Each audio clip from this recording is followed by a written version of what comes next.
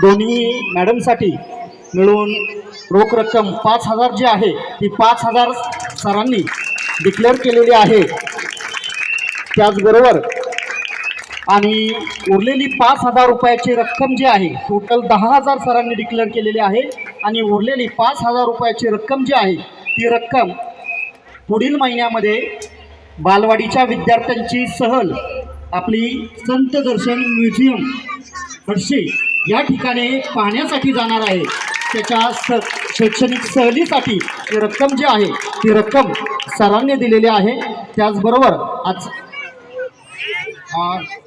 सर्व विद्यार्थ्यांचे इथं जे कलागुण आपण पाहिले त्यांचे पालक इथं उपस्थित आहेत, तर पालकांना देखील आग्रहाचं विनंती आहे की आपण या बालवाडीसाठी अर्थसहाय्य आणि आपल्या मुलांचं गुणगौरव म्हणून रोख स्वरूपामध्ये बक्षीस रक्कम द्यायची आहे। आपलं नाव इथं सांगितलं जाईल।